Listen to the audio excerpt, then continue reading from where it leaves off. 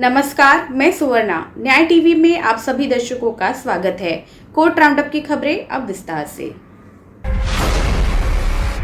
कर्नाटक उच्च न्यायालय ने हाल ही में स्पष्ट किया कि केवल इसलिए कि कोई पक्ष मध्यस्थता की कार्यवाही में भाग लेने के लिए तैयार नहीं है, ये मामले को मध्यस्थता केंद्र को नहीं भेजने का आधार नहीं हो सकता है। जस्टिस सूरज गोविंदराज ने ये टिप्पणी करते हुए कि एक लोकप्रिय गलत धारणा थी।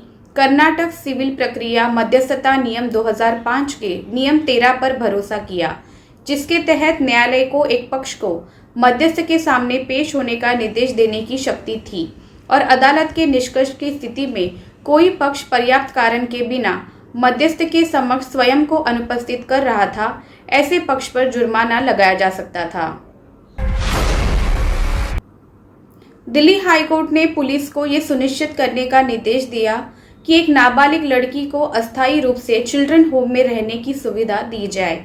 इस नाबालिग लड़की ने कथित तौर पर एक बूढ़े व्यक्ति से शादी करने के लिए मजबूर करने के बाद अपने माता पिता का घर छोड़ दिया था। इसके साथ ही उसके माता पिता ने उसे एक आखिरी उपाय के रूप में पढ़ाई करने से भी रोक दिया।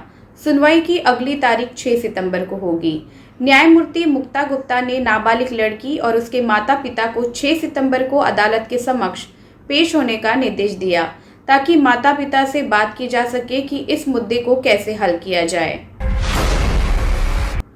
अदालत ने एक नाबालिग लड़की द्वारा अपने मित्र के माध्यम से दायर एक याचिका में दावा किया कि उसने 17 जून 2021 को अपने माता पिता का घर छोड़ दिया, क्योंकि उसके माता पिता कथित तौर पर उसे मार रहे हैं, उसे घर से बाहर नहीं जाने दे रहे हैं, उसे पढ़ाई करने से भी रोक दिया गया है और उसे लगता है कि उनका इरादा एक बूढ़े आदमी से उसकी शादी कराने का है। शुक्रवार को सुनवाई के दौरान कोर्ट ने वीडियो कॉन्फ्रेंसिंग के जरिए लड़की से बातचीत की। सुप्रीम कोर्ट के न्यायमूर्ति अभय एस ओका ने शनिवार को कहा कि फाइनल ईयर के लॉ स्टूडेंट्स से अपील की जानी चाहिए कि वे न्यायपालिका को करियर के रूप में सोचें, क्योंकि ये उपलब्ध सर्वोत्तम विकल्पों में से एक है। बेंगलुरु में एडवोकेट्स एसोसिएशन ऑफ बेंगलुरु द्वारा उनके और उनके साथ हाल ही में सुप्रीम कोर्ट में नियुक्त की गई जस्टिस बीवी नागरत्ना आयोजित सम्मान समारोह में बोलते हुए उन्होंने कहा, मुझे व्यक्तिगत रूप से लगता है कि हमारे जिला और तालुका अदालतों के बार के सदस्यों में बहुत प्रतिभा है, लेकिन शायद बार के युवा सदस्यों को न्यायपालिका में करियर बनाने के महत्व के बारे में समझाने में सक्षम नहीं है। शुक्ला की याचिका में लीक के बाद अज्ञात व्यक्तियों के खिलाफ मुंबई पुलिस की ओर से दर्ज 26 मार्च 2021 की एफआईआर को रद्द करने की मांग की गई है। प्राथमिकी में भारतीय टेलीग्राफ अधिनियम, सूचना प्रौद्योगिकी अधिनियम और अधिकारी गोपनीयता अधिनियम 1923 के तहत मामला दर्ज किया गया है। उल्लेखनीय है कि भाजपा नेता देवेंद्र फडणवीस ने मार्च में राष्ट्रीय टेलीविजन पर शुक्ला की गोपनीय रिपोर्ट का विवरण जारी किया था, जिसके बाद ये मामला दर्ज किया गया। राज्य का दावा है कि शुक्ला ने रिपोर्ट को टॉप सीक्रेट के रूप में चिन्हित किया था, इसलिए आधिकारिक गोपनीयता अधिनियम की धाराएं लागू की गई हैं।